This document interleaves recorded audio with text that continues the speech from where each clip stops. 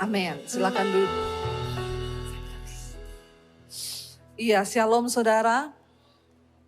Kita mau belajar hari-hari ini untuk terus menghormati Tuhan. Lewat hidup kita, lewat cara kita beribadah, lewat rumah tangga, lewat semua hal yang ada di dalam hidup kita. Kenapa saudara? Karena hanya orang-orang yang menghormati Tuhanlah yang akan melihat pembelaan dari Tuhan. Saya berdoa biar hari-hari ini gereja boleh mengalami pemulihan. Gereja boleh mengalami kemuliaan Tuhan. Karena tanpa kemuliaan Tuhan kita ini tidak ada artinya apa-apa. Hari ini, terima kasih. Kita akan belajar. Mari kita buka bersama saudara. Mazmur 34.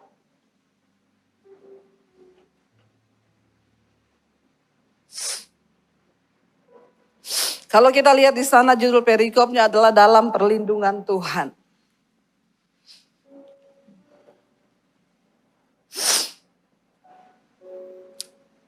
Berapa banyak saudara yang mau hidup dalam perlindungan Tuhan? Kalau kita hidup dalam perlindungan manusia saja, ya, kalau ada orang yang menjamin perlindungan bagi saudara, kadang-kadang kita akan merasa aman. Apalagi kalau yang berjanji memberikan perlindungan itu Tuhan. Hari ini kita akan belajar dari Daud, saudara. Kenapa kita belajar dari Daud? Ya, tentunya ada alasan kenapa seseorang itu bisa kita jadikan panutan, saudara, di dalam hidup kita.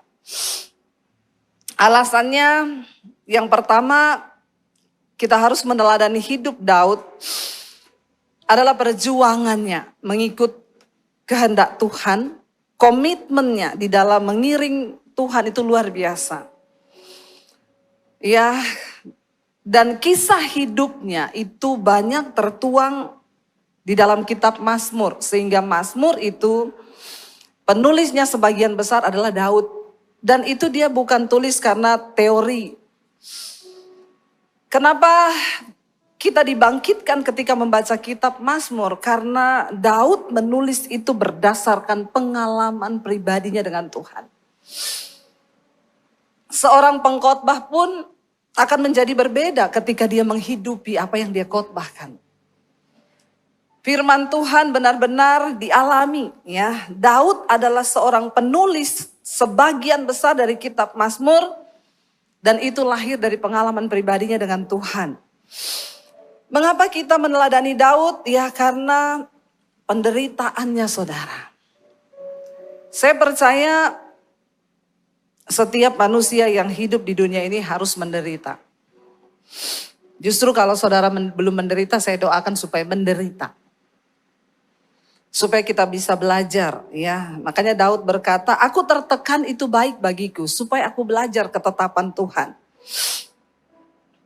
Yang berikutnya, kenapa kita belajar dari Daud? Karena imannya yang luar biasa, sampai dia mencapai garis akhir. Makanya garis keturunan Yesus Kristus itu dikatakan Yesus anak Daud. Nah, hari ini kita akan belajar, ya, Daud menulis satu Mazmur ketika dia ada di dalam tekanan yang begitu luar biasa, yaitu Mazmur 34.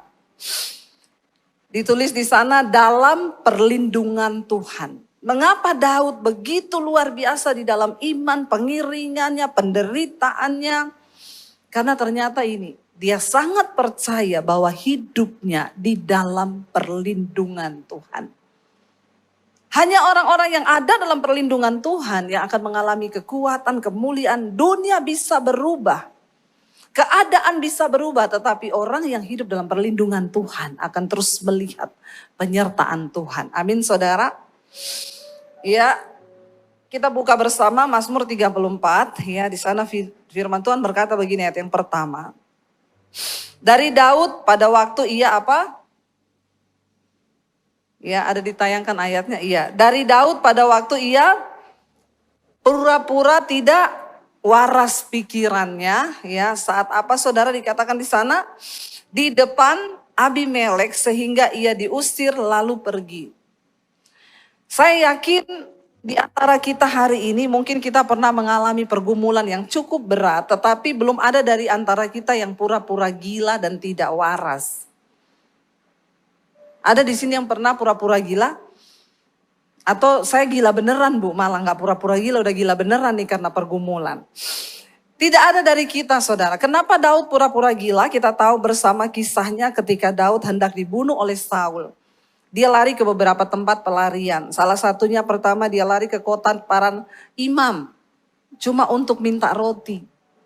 Daud pernah mengalami waktu di dalam pelarian. Dia kelaparan, tidak punya apa-apa. Ada di antara saudara yang menderita, lalu saudara kelaparan dan tidak ada yang bisa saudara makan? Ada yang pernah mengalami itu bisa angkat tangan? Belum ada ya? Berarti kita tidak sehebat yang apa dialami Daud ya.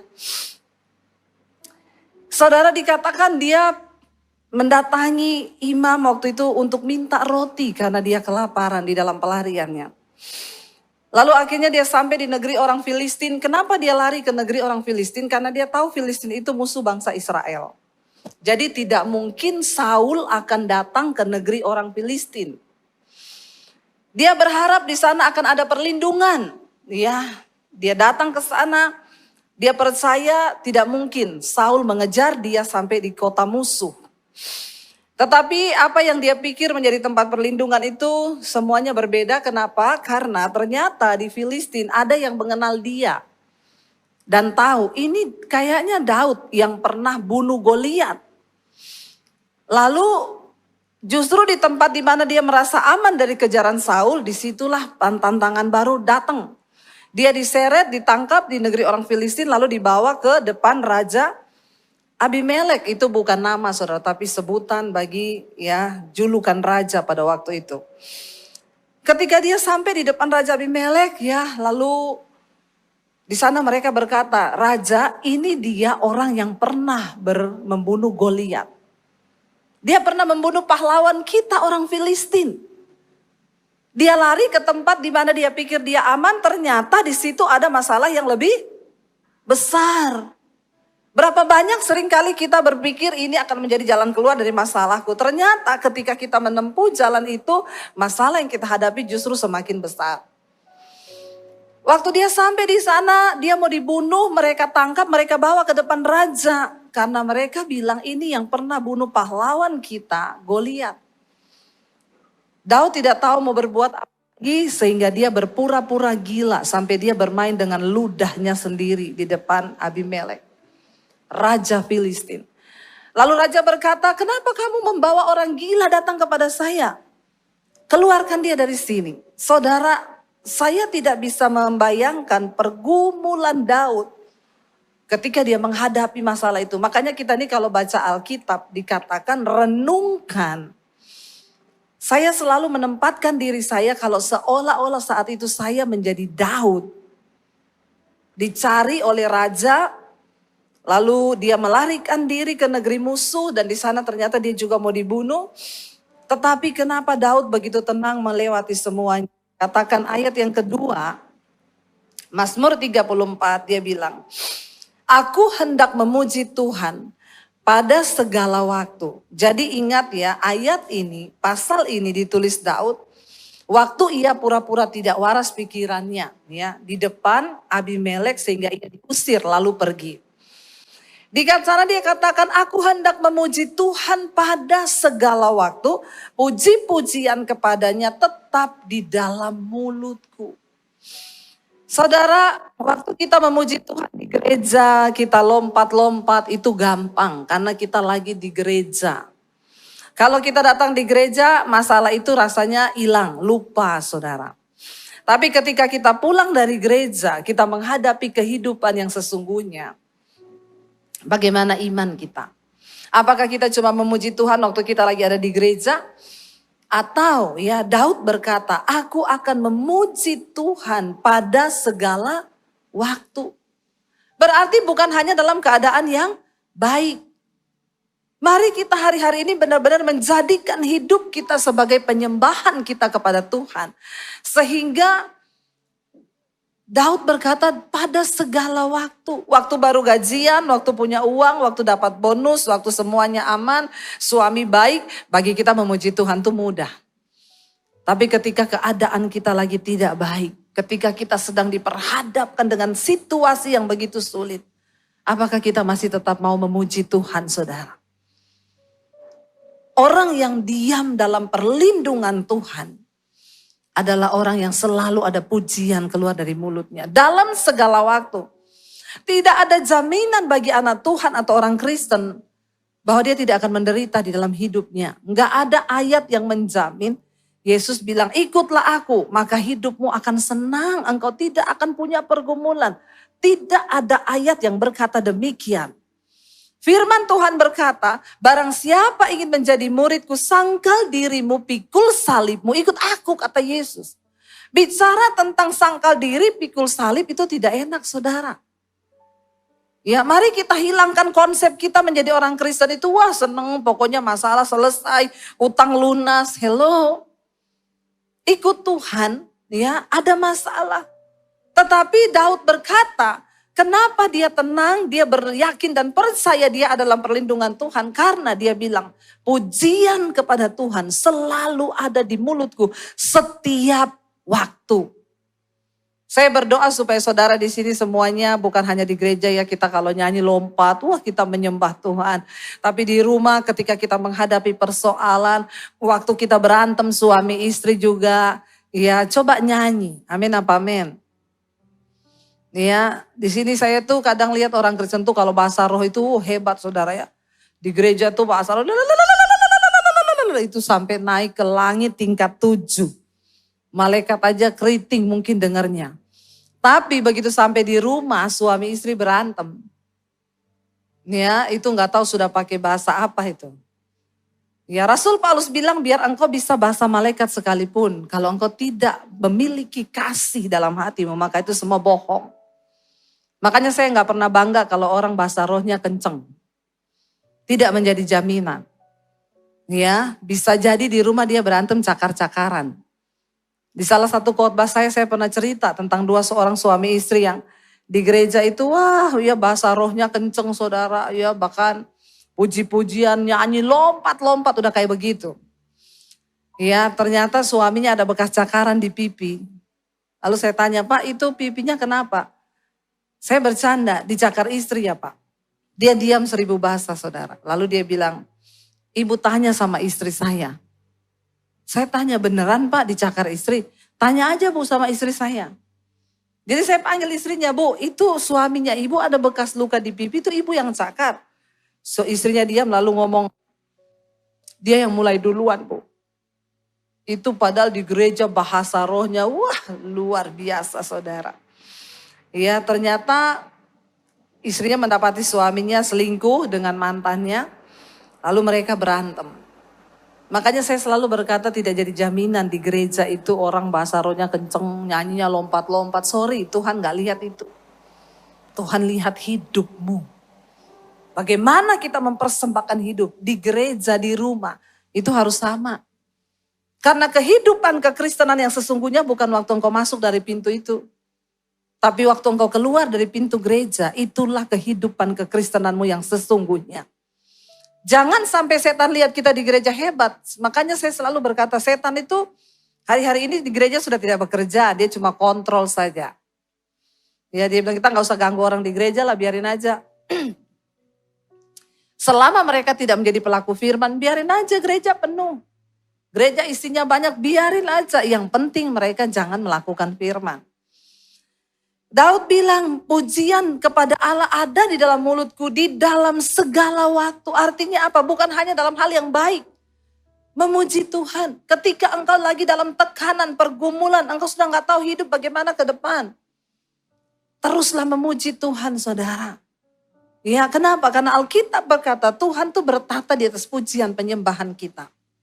Jadi di dalam segala waktu.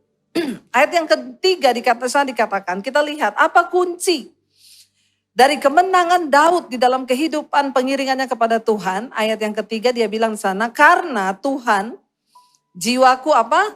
Bermegah. Biarlah orang-orang yang rendah hati mendengarnya dan bersuka cita. Karena Tuhan jiwaku bermegah. Hari ini apa yang saudara megahkan di dalam hidupmu saudara? Ya, jangan pernah berbangga karena merek mobilmu. Jangan pernah berbangga karena apa yang kita pakai. Jangan pernah berbangga dengan sesuatu yang ada di luar diri kita. Tapi berbanggalah karena kita punya Tuhan dan mengenal Tuhan. Itu yang selalu menjadi harapan. Maaf, di tengah ketakutan, bahkan di tengah bayang-bayang maut sekalipun, kita tidak akan mudah takut atau goyah imannya. Kenapa? Saya selalu berkata, aku mati hari ini. Aku berbahagia karena aku mengenal Tuhan dan aku punya Tuhan di dalam hidupku. Itu kebanggaan, saudara. Apa yang bisa membuat manusia itu takut ya ketika dia diperhadapkan dengan kematian. Tapi orang yang memiliki Tuhan, mengenal Tuhan dengan benar, itu akan menjadi sebuah kebanggaan, kita bermegah karena Tuhan. Jangan bermegah karena yang lain. Saudara jangan pernah iri kalau lihat orang kaya, saudara, ya, karena tidak semua orang kaya itu benar-benar bermegah karena Tuhan. Firman Tuhan berkata, saudara, di dalam Pengkhotbah pasal yang kelima, ayat yang ke-19. Pengkhotbah pasal 5 ayat yang ke-19, saudara, di sana dikatakan firman Tuhan bilang begini. Setiap orang, ya, ayat yang ke-18 berarti ya, ini ayatnya 5 ayat 18. Nah, setiap orang yang dikaruniai Allah kekayaan dan harta benda dan kuasa untuk menikmatinya, untuk menerima bahagianya, dan untuk bersuka cita dalam jerih payahnya, itu pun juga karunia Allah. Jadi bagi saudara yang hari ini diberikan kekayaan, engkau harus minta kasih karunia Tuhan, agar engkau diberi karunia untuk bisa menikmati kekayaan itu. Karena ada banyak orang kaya tapi dia tidak bisa menikmati kekayaannya itu. Bahkan Alkitab berkata kekayaan itu tidak bisa sekalipun membuat orang kaya itu bisa tidur nyenyak. Jadi ternyata saudara, selain kita ini harus berusaha ya mencari uang, ya mencari sesuatu di dalam hidup kita ini. Tapi kita juga jangan pernah lupa untuk nomor satu mengejar perkenanan Tuhan. Kenapa? Sekaya apapun saudara, kalau Tuhan tidak beri engkau karunia untuk menikmati, maka semuanya akan menjadi kesia-siaan. Makanya banyak orang terlihat kaya, tapi rumah tangganya hancur. Berantem tiap hari, anak-anaknya hancur, narkoba. Kenapa? Karena Tuhan tidak memberikan anugerah untuk dia bisa menikmati kekayaan itu. Saudara, ayat ini berkata, Daud bilang, aku bermegah karena Tuhan. Mari kita bermegah karena Tuhan, bukan karena sesuatu yang kita peroleh di dunia ini, tetapi karena Tuhan ada di dalam hidup kita. Saudara, kita harus berbangga, saudara harus bersyukur karena kita mengenal Tuhan. Kenapa? Karena di luar sana banyak orang yang belum dapat anugerah untuk mengenal Tuhan itu. Saya beberapa waktu yang lalu baru baptis seseorang, dia bukan dari orang Kristen saudara, tapi dia mulai mencari Tuhan. Dia mencari jalan kebenaran itu. Lalu dia belajar semua kitab suci. Dia buka semua kitab suci. Dan dia menemukan semua ajaran Yesus itu membuat dia terkagum-kagum. Ketika dia membaca di Alkitab bagaimana Yesus mengajarkan banyak hal. Yang itu dia tidak temukan di dalam ajarannya. Lalu akhirnya dia mulai berdoa, Tuhan tunjukkan aku dan berikan aku anugerah keselamatan-Mu. Satu kali ketika dia lagi sembahyang, Tuhan menyatakan diri kepada dia. Dia melihat ada 2 orang malaikat dan ada satu sinar yang sangat terang saudara. Ya, dan dia mendengar suara yang berkata, akulah jalan yang lurus itu. Lalu dia menangis, dia bilang dia tidak sanggup menatap cahaya yang begitu terang itu. Dia cuma mukanya tersungkur sampai ke tanah. Lalu dia mulai mencari Tuhan, dia cari khotbah-khotbah di YouTube, lalu dia temukan nomor saya. Dan dia berkata, Bu, saya mau menyerahkan hidup kepada Tuhan Yesus. Dan berapa waktu yang lalu ya akhirnya dia dibaptis saudara. Apa yang luar biasa dia berkata, saya menemukan Tuhan. Itu membuat hidup saya menjadi sangat-sangat berarti. Yesus berkata, orang yang menerima kerajaan Allah itu seperti orang yang memperoleh harta terpendam. Dia pulang, dia jual semua yang dia miliki, lalu dia beli tanah yang dia tahu di dalam itu ada harta. Sampai orang semua berpikir, nih orang bodoh banget ya, goblok ya. Kenapa dia jual rumahnya yang begitu besar cuma untuk beli sebidang tanah yang tidak berarti itu. Karena orang tidak menyadari bahwa di dalam tanah itu dia tahu ada harta yang hilang. Saudara, kita bermegah hari ini karena apa? Apakah engkau bermegah karena engkau masih punya deposit, engkau punya rumah yang mewah? Hello, orang yang akan mengalami perlindungan Tuhan hanya mereka yang bermegah karena Tuhan. Kalau sudah karena Tuhan kita bermegah, kita tidak perlu takut apapun. Karena Tuhan yang menjadi jaminan hidup kita. Kita bahkan tidak perlu takut kehilangan apapun. Di saat hari ini orang begitu ketakutan menghadapi keadaan zaman yang seperti ini. Tidak ada jaminan di depan. Tapi saya mau berkata, orang yang hidup di dalam perlindungan Tuhan, engkau akan melihat hal-hal luar biasa yang Tuhan lakukan.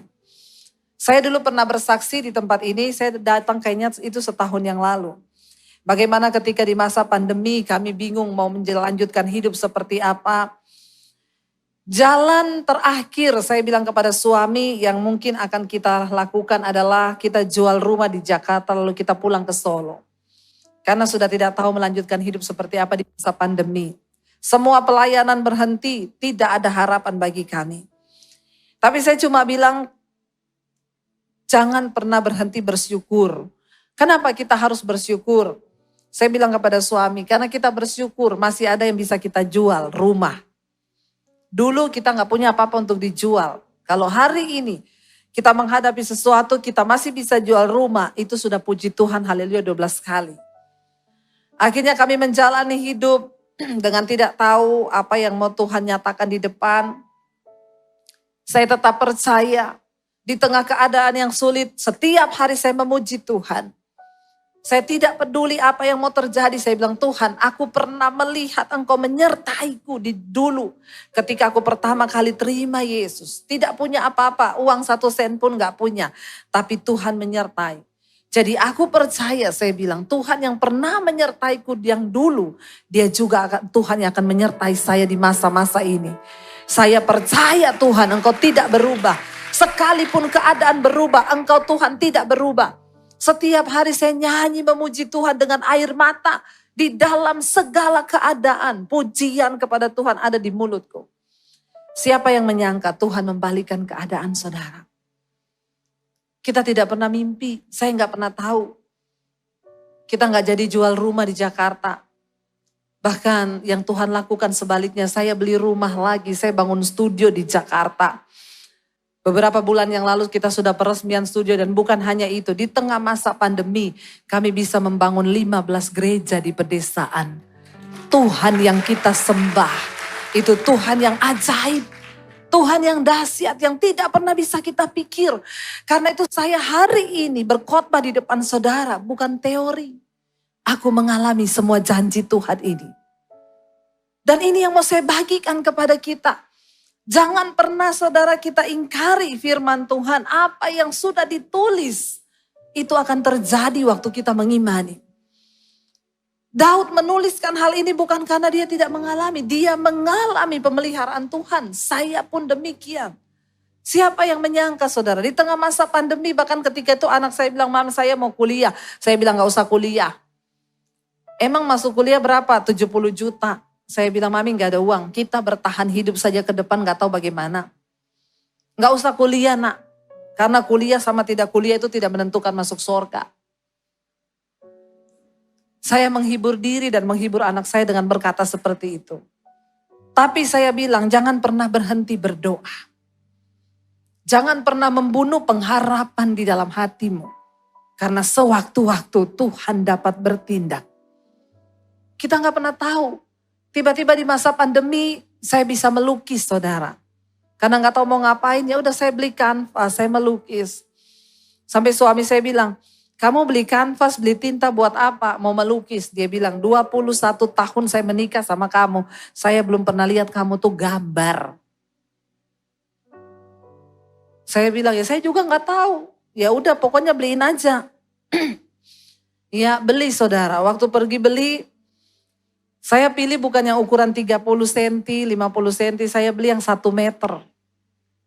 Lalu suami saya bingung, ini hobi atau Coba-coba atau apa? Saya bilang, ya pokoknya beli aja lah. Beli saudara. Di tengah masa pandemi, satu kali dia lagi ngedit video di kamar, saya yang melukis. 2 jam lukisan saya jadi.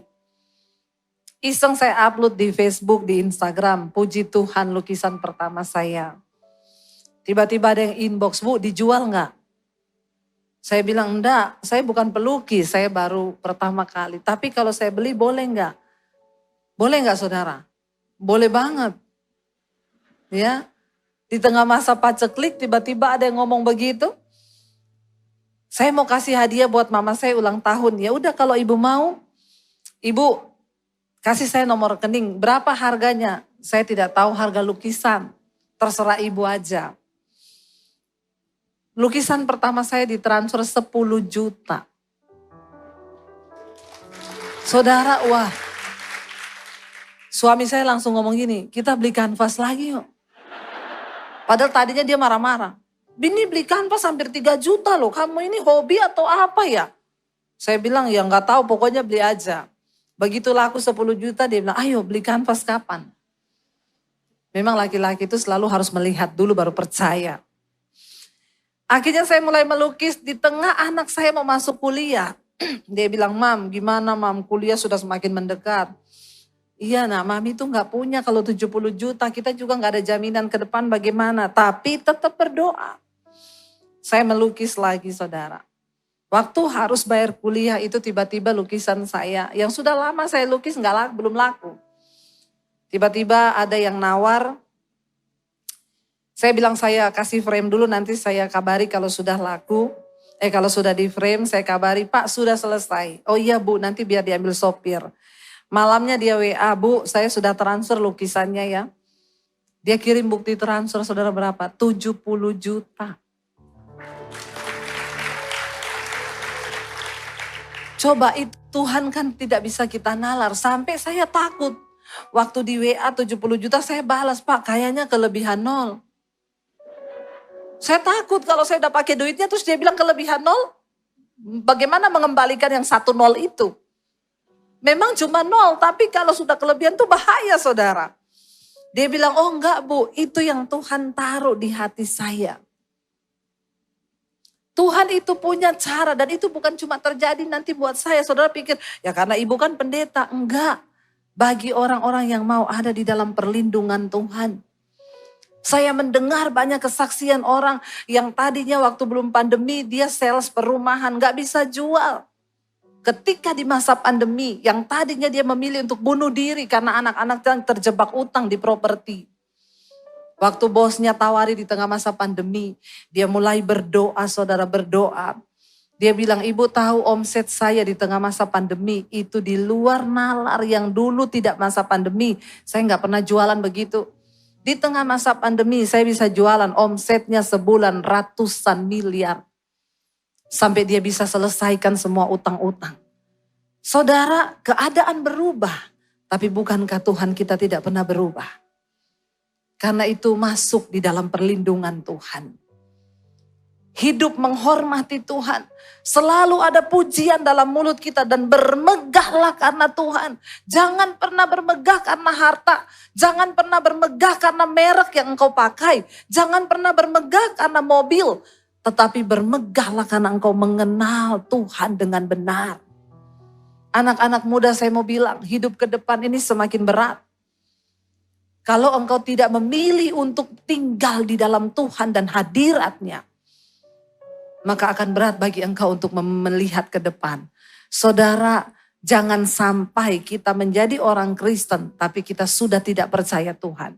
Karena sekarang banyak, apalagi anak-anak muda dengan masa ya teknologi seperti ini rasanya untuk mempercayai Tuhan tuh ya kayak ada anak sekolah minggu ditanya sama mamahnya. Tadi kamu di sekolah minggu diajar apa? Jadi gini Mah, waktu itu kan Musa kan membawa bangsa Israel keluarkan Mah dari Mesir. Terus akhirnya ketika dikejar sama Fir'aun ada laut di depan mereka. Terus Musa ambil HP Mah, dia telepon. Lalu helikopter datang. Terus bangsa Israel dibawa menyeberang. Terus mamanya bilang, kayaknya ceritanya tidak seperti itu. Terus mama mau percaya yang ditulis di Alkitab. Saya cerita mama yang masuk akal aja mama gak percaya. Apalagi kalau aku cerita yang ada di Alkitab. Itu lebih tidak masuk akal lagi, Ma. Itu Musa ambil tongkat, dia belah laut jadi jalan. Hello. Saudara boleh tertawa ya. Tapi ini loh yang terjadi kalau engkau tidak mengajarkan iman kepada anak-anakmu. Jujur loh, gak usah anak-anak kita. Kita aja. Berapa banyak logika kita berjalan di tengah masa sulit. Apa iya Tuhan masih sanggup menyediakan roti dari burung gagak memberi makan Elia? Banyak di antara kita yang berkata percaya pada Tuhan. Tapi sebenarnya Alkitab berkata dari hati lagi dengan iman mereka sudah tidak mempercayai. Makanya Yesus berkata, kalau aku datang kedua kali ke dunia ini, adakah iman aku dapati? Ayo saudara, tetap percaya kita punya Tuhan yang berkuasa. Tuhan yang sanggup membalikan keadaan dalam waktu sekejap. Ketika kita mau benar-benar menghormati hidup dalam kekudusan. Supaya engkau menjadi orang yang layak tinggal di dalam perlindungan Tuhan. Saya yakin tidak semua orang layak tinggal dalam perlindungan Allah. Cuma orang-orang tertentu yang mau sungguh-sungguh ini tadi Daud bilang. Yang selalu ada pujian di mulutnya. Yang selalu bermegah karena Tuhan. Bukan karena yang lain. Kita bermegah hanya karena Tuhan. Ini masih banyak saudara. Ya, tapi nanti saya akan lanjut karena sudah selesai. Jadi saudara nanti bisa lihat lanjutannya di live streaming. Ya. Ayat yang berikutnya masih bisa satu ayat lagi dikatakan. Muliakanlah Tuhan bersama-sama dengan aku. Marilah kita bersama-sama memasyurkan namanya. Orang-orang yang diam dalam perlindungan Tuhan adalah orang-orang yang mau memuliakan Tuhan. Lewat apa kita memuliakan Tuhan? Yang pertama tubuh kita. Tubuhmu itu bait Allah, bait Roh Kudus. Jangan engkau memilih hidup dalam percabulan, memilih kenajisan, homoseksual, lesbian. Banyak orang-orang yang menganggap Tuhan itu dia abaikan. Saudara, maaf ya. Bukan soal engkau datang ke gereja setiap hari Minggu, tetapi engkau mempersembahkan hidupmu bagi Tuhan apa tidak? Untuk apa kita ke gereja? Kalau jadi pelakor, saya berdoa di sini tidak ada pelakor. Amin. Ya, banyak rumah tangga yang goncang. Bapak-bapak juga tahu diri ya. Kalau sudah punya istri, jangan lagi main-main dengan perempuan di luar. Ya, dengar baik-baik bapak-bapak. Ya, ketika engkau miskin yang menemanimu itu istrimu. Waktu engkau sudah diberkati, kalau ada cewek cantik mendekati engkau itu cuma karena duitmu. Apalagi udah sakit-sakitan, diabetes, jantung, sudah macam-macam, masih mau selingkuh. Saya paling gregetan saudara dengar yang begini nih ya. Makanya kalau ada ibu-ibu datang sama saya, Bu suami saya selingkuh, doa seperti apa? Doa saja Bu, Tuhan hajar suamiku.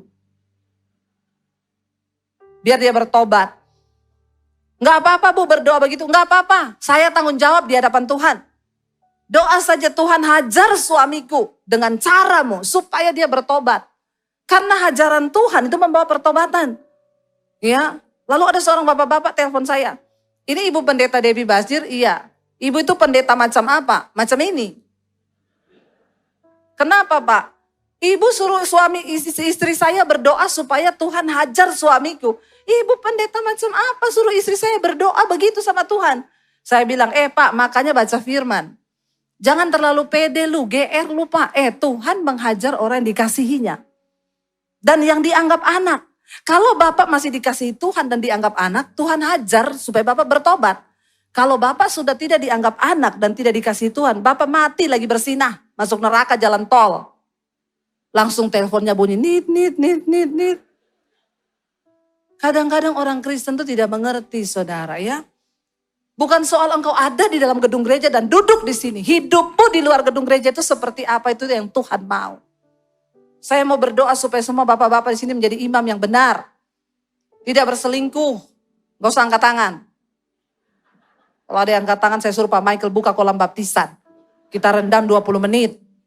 Biar dia buka mata langsung di rumah Bapak di sorga. Lebih baik tubuhnya binasa tapi jiwanya selamat. Benar gak saudara? Iya. Kita nggak tahu hari-hari jangan bermain-main. Ya bapak-bapak istri itu teman pewaris kerajaan sorga. Jadi engkau nggak bisa masuk sorga sendiri, apalagi sama pelakor.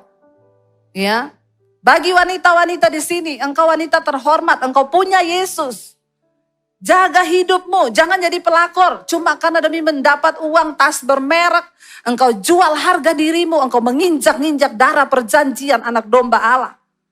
Saya berdoa supaya kita semua benar-benar ya menjadi orang Kristen yang benar-benar memuliakan Tuhan lewat hidup kita. Lampu sudah mati berarti sudah selesai. Ini kenapa dimatiin ya? Memang sudah selesai? Oh, habis waktu tuh. Ya. Atau karena saya marah-marah ini Pak Michael. Siapa suruh undang saya? Ya. Saudara, mari kita kembali kepada Tuhan hari-hari ini. Mempersembahkan hidup yang kudus, yang layak, yang berkenan kepada Tuhan. Itu ibadah kita yang sejati. Mari kita bangkit berdiri bersama. Terima kasih Bapa, kami percaya Tuhan. Engkau Tuhan yang tidak pernah meninggalkan kami. Engkau Tuhan yang tidak pernah membuang kami. Ketika kami mau bertobat, kami datang mempersembahkan hidup kepada Tuhan. Janji firman-Mu itu ya dan amin. Kami tidak ragu Tuhan. Kami tidak bimbang. Sebab kami punya Tuhan yang besar. Tuhan yang sanggup melakukan segala perkara. Keadaan boleh berubah. Tapi Tuhan tidak pernah berubah. Mari kita nyanyikan pujian tadi, aku punya Tuhan yang besar. Mari saudara imani, waktu kita mau bertobat, datang menyerahkan hidup, maka dia Tuhan yang sanggup. Angkat hatimu hari ini, angkat imanmu, katakan pada Tuhan. Mari angkat tangan di hadapan Tuhan, yes, katakan ini dengan iman, percaya.